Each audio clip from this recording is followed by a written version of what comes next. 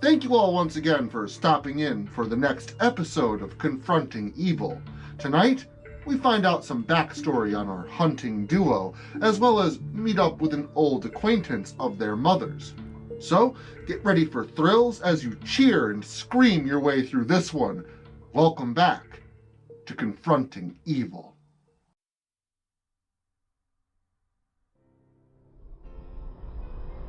Seth and Mackenzie were on their way down the highway. Windows down, the cool evening air blowing in. Oh man, I'm stuffed, Mackenzie said, holding her stomach. Well, after 3 slices of pie, I'm not surprised. Seth said as he drove down the road. Hey, don't you worry about me. Just keep your eyes on the road. Don't want to hurt my girl, Mackenzie said, tapping her hand on the gray dash of the Torino. Yeah, I got it, Seth said, annoyed at her critiques of his driving. It was then that the classic rock of the 70s and 80s playing across the radio was cut short by an important news broadcast. We interrupt this broadcast to bring news that there's been another animal attack in the hills near the Pennsylvania border. The body of a teenage boy was found near Brandon's Rock Bar. If you have any information, please call the police as soon as possible. Thank you. A man's voice came across the radio before going back to an 80s hairband. You think that's a case? Seth asked. Only one way to find out, Mackenzie replied before turning off the exit that led to town and Brandon's Rock Bar.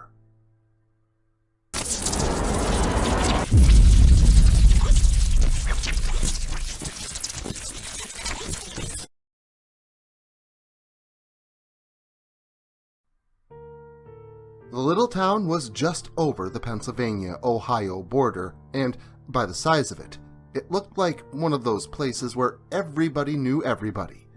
You could literally walk from one end of town to the other in less than half an hour. The place was absolutely tiny. The dark teal Ford Torino rolled up to Brandon's Rock Bar, given its name for the large rock that sat 100 yards or so behind the bar. And they played non-stop rock and roll music, giving the bar's name a double meaning. Seth and Mackenzie walked into the bar, and it was just their kind of place. Bikers and rockers filled the place. The smell of cigarette and marijuana smoke lingered in the air, and there were so many open containers of beer that the hoppy smell filled the place. Well, I'll be damned. A familiar voice spoke from a bar stool near to the door. Holy shit! Uncle Huck! Mackenzie exclaimed, immediately going over to give her uncle a hug. Eugene Huckleberry Bruce, but everyone called him Huck.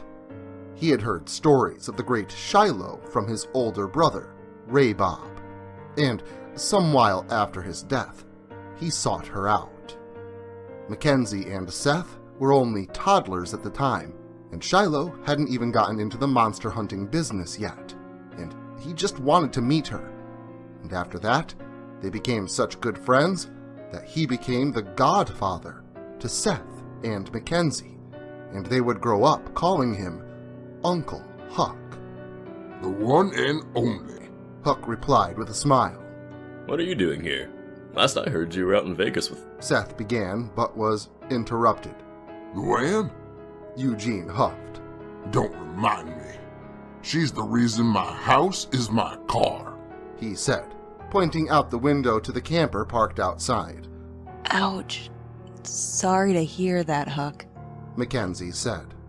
All's fair in love and monster hunting, Huck said, as he took a big swig off of his bottle of beer. So, what are you doing in Ohio? Long way from Vegas. Seth asked. Well, after Luann did me dirty, I hit the road to do what I'm good at, killing shit.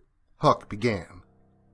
I was going down the road yesterday and I heard a radio broadcast about a body showing up in the creek nearby, and I decided to stop and check it out. He finished. Any leads? Seth asked. Any leads? Huh. Eugene laughed. People here share everything with everybody. Tony over there's afraid his wife's cheating on him with the pool boy. And Barbara over there, she's the pool boy's mom. And before you ask, yes, they are. Anyway, you're here about the case. Turns out everyone here is scared as shit of a giant wolf with red, fiery eyes.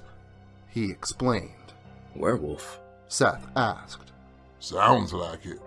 Huck answered. We heard another broadcast. There was another body found last night. Seth said. That's why I'm here. Well, that and I needed a good beer. He said, taking another gulp from his bottle. And how many good beers is that? Mackenzie said, pointing at his bottle. Huck mumbled in reply, but Mackenzie was having none of that and demanded an answer. 5? Eugene replied. 5? Jesus, Uncle Huck. What are you going to do if you see that werewolf? Open your mouth and hope that the vapor gets it drunk? Mackenzie joked. Yeah. You're one to talk, little Miss 12-pack. Huck jabbed back at her. We should probably go investigate the crime scene. Seth became the voice of reason. Yeah, you're right. Huck replied with a sigh as he tossed his money on the bar, paying for his drink and giving the bartender a generous tip. The three of them left the bar and walked around back to head through the fields toward the giant boulder of a rock that sat a ways behind the building. The body was found just inside the woods, beyond the rock, and as they approached, they could sure enough see the police tape that closed off the area. Ugh! What is that smell? Seth asked. Werewolf piss. It marks its kill. Huck answered. It pisses on its prey? That's kinda insult to injury, don't you think? Mackenzie joked. Huck just stopped and gave her a weird look. It pisses around its kill to ward off any animals that might want to scavenge for some easy food. I think it intends to come back for seconds later. Why the hell would an animal take a leak on its food? That's dumb as shit. Eugene answered before continuing on. Mackenzie froze and looked at Seth, who just chuckled and shrugged at her before they too continued toward the taped-off area. Holy crap! They didn't clean everything up? Mackenzie asked in shock upon seeing all the blood that caked the trees and the soil. Well, with how the body, or what was left of it, looked, I'm not surprised that there's still some left over. Eugene said. Some? This thing went Elizabeth Bathory on the guy. Bloodbath everywhere. Mackenzie continued, gesturing around at the blood-soaked trees. Hey, look at this. Looks like they missed something. Seth said, pointing at a ginormous pile of scat. Huh, werewolf shit. Huck said, in an I'll-be-damned sort of way. So, looking at the crap, could you tell me if this is an American, Londoner, or Parisian werewolf? Mackenzie joked, getting a look of, "Are you stupid?" from her Uncle Huck.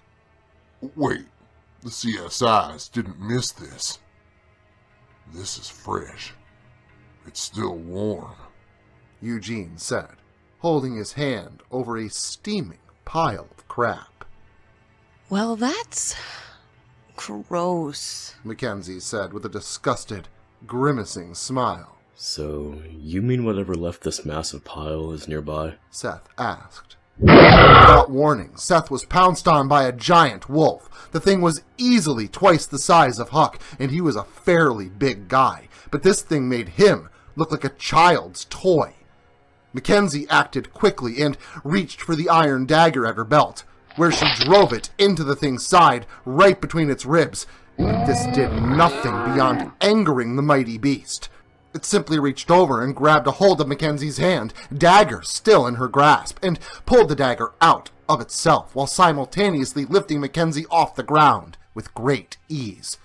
The wolf reared back to bring an end to Mackenzie, But a gunshot rang out, immediately followed by a loud yelping from the beast, before it dropped Mackenzie to the ground and took off on all fours, limping a bit from its back leg. I got it in the leg. That should slow it down, Huck said. It's headed for the bar. Seth yelled as he scrambled to his feet and began sprinting towards Brandon's rock bar. Huck and Mackenzie followed right thereafter.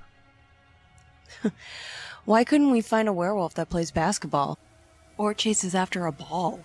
Mackenzie joked as she booked it toward the bar.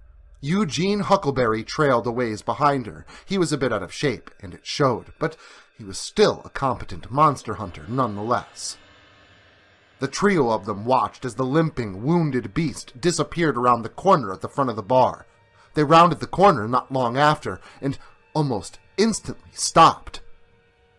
There was no sign of the creature, no blood trail, no tracks. Nothing. Where did it go? Seth asked, breathing heavily. Maybe it turned back into a human. Mackenzie said. Werewolves don't usually have any control over their werewolf form. It just reverts to instinct and changes back whenever it feels like it. Huck explained.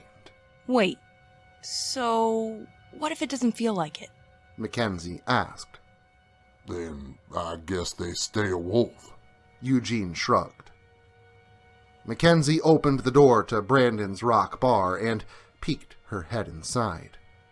There was no sign of a blood trail, and it didn't look as though anyone inside was in trouble, so she let out a sigh and turned back to her brother and uncle, closing the door behind her. Damn it. We lost him. Mackenzie said. We could just wait and see if anyone comes limping out of the bar. Seth suggested. Nah, once the werewolf digs the bullet out, it'll heal up like it never happened. Huck said, a bit annoyed that they had failed this time. We'll keep an eye out for more leads. Seth added. The dagger did nothing to that thing.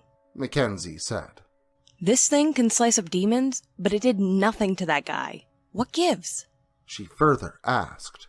It ain't silver, Huck said, as he emptied a round out of his revolver to show them the silver-tipped bullet. Silver bullet. Of course. Mackenzie said, rolling her eyes. Huck, we've never seen a werewolf before. I mean, we've seen movies and stuff, but we've never encountered one until now. Are they rare? Seth asked. Huck paused for a moment, just looking at Seth, as if he was trying to figure out what to say. Very. Yeah, they're very rare. I've only ever seen 2 before this one. Only 2 real ones, anyway. Eugene answered, before stopping himself from speaking any further, not meaning to give that much information. What do you mean only 2 real ones? Seth asked. Oh, damn. Why'd I have to go and open my big mouth? Huck said to himself. Spill it, Huckleberry Finn. Mackenzie said, getting a grumbled look from her uncle. It ain't my story to tell. Huck replied. You should ask your ma about it. He added. We can't right now. After Locust Lake, her and Gunnar went off on vacation and turned their phones off. Mackenzie said. Why is it her story to tell? She questioned. 'Cause it's about your dad. Huck answered. What about him? Seth asked, showing great interest. Your ma told you that he died when a drunk driver plowed into him on the highway. But that ain't the truth. You were too little to know what really happened, so that's what we told you. Huck lamented. What? Mackenzie said, tilting her head to the side and squinting her eyes with a bit of sorrow and anger. And there was a guy in the 1500s named Peter Stump. He was arrested for murdering and cannibalizing people. He was executed for what he did. It was pretty brutal, and they were pretty damn sure he wouldn't be coming back. But when he was on trial, He claimed that it was the devil that gave him a belt, that when it was worn, it would turn him into the likeness of a greedy, devouring wolf, strong and mighty, with eyes great and large, which in the night sparkled like brands of fire, a mouth great and wide, with most sharp and cruel teeth, a huge body, and mighty paws. His own words. He was gone, but that belt disappeared. Huck answered. What does that have to do with our dad? Asked Seth. I'm getting there, you loblolly. Huck replied. Well, it showed up again when you two were just toddlers. Your mom was tough as nails from the lake, but she wasn't a hunter yet. She was just trying to live her life with her family, but fate had other plans for all of us. Some prick out west where we were living had gotten a hold of the belt, and bodies started turning up left and right, torn to bits. Everyone around town was terrified, but no one had any clue of who or what was doing it. Huck explained, before pausing for a moment to gather his thoughts, with a sigh, before continuing. Then, one night while we were watching TV, it came in through the window behind the couch. The thing smelled our scent and burst through the window like it was a pitcher of flavored water. And then, before we could do anything, it got your daddy. It pulled him out the window and he was gone. We smelted down a few old candlesticks and forged this, he said, pulling a shining, silver dagger out of his pocket. Then, we went and hunted that sumbitch down and put an end to it, and found your dad's body, and gave him an old-fashioned funeral pyre. We examined the thing we had killed, wondering what the hell we were dealing with, and then we found this weird bundle of fur about the thing's waist. We tugged on it a bit, and then the fur from the creature's body began to recede into this strange fur belt. Then we were left with a dead guy, with a dagger in his heart, dead as a doornail, and a weird fur belt that ends where the head and the tail of the wolf. It was just loosely tied around his waist, and when we pulled it off of him, he went back to normal. Huck finished. He wasn't turned into a werewolf? He controlled it himself? Seth asked in realization. So, a werewolf killed our dad? Mackenzie asked, sorrow in her voice. Yeah, but we burned him, and the belt, so this thing definitely ain't like that. Huck said. Why didn't anyone tell us before now? Mackenzie asked, kind of bummed. I'm sorry. We should have told you sooner. You're right, and for that I apologize. Huck replied. We have more important things to worry about right now. What are we gonna do about this thing? Seth interjected. Well, I guess all we can do is hit the sack and wait for it to strike again. Eugene Huckleberry said as he moved towards his camper. Then, a cacophony of screams rang out from inside the bar, where the three of them immediately turned and dashed through the door. Inside, there was a bloodbath, people laying decapitated over the pool tables. Some patrons were disemboweled atop the bar. The smell of beer, cigarettes, and marijuana smoke was now joined by the thick, irony smell of blood, as the sanguine fluid ran like a fountain across the bar's wooden floor. Then, they caught sight of the thing. But it was different now. It was no longer a massive black wolf. Now the thing appeared to be more human-like, but still very much wolf. It was like a man, with the skin of a man, but it had the stretched out, candid snout, long black claws, pointed ears, and patches of coarse ebon fur. The thing shouted in a weird voice that was almost like two beings speaking. One, the deep, booming sound of the wolf, and the other, the pained human underneath. You did this to me. He yelled at Huck. Oh, shit. Huck said, readying his revolver, but it was easily knocked out of his grasp by the beast that now had him in his clutches. The thing picked him up like he was weightless and pinned him against the wall. What did you do? The monster growled in his face. I guess that silver bullet short-circuited your werewolf instincts, made you go all island of Dr. Moreau, made you lose some of your wolf side. Mackenzie informed the creature matter-of-factly. Made you lose some of your heightened sense. I mean, you still have your freakish strength, but your heightened sense of smell, your heightened sense of hearing, those are failing you. She told him, unafraid of what was to come. I can smell your fear so strongly that I can taste it, and I can hear your heart racing, beating out your chest. The half-wolf snarled. Well, you didn't hear me load the chamber. Mackenzie said with a smirk before she blasted the wolf away, shooting him at point blank in the head, causing a massive exit wound as the guy's brain splattered across the room and all over Huck.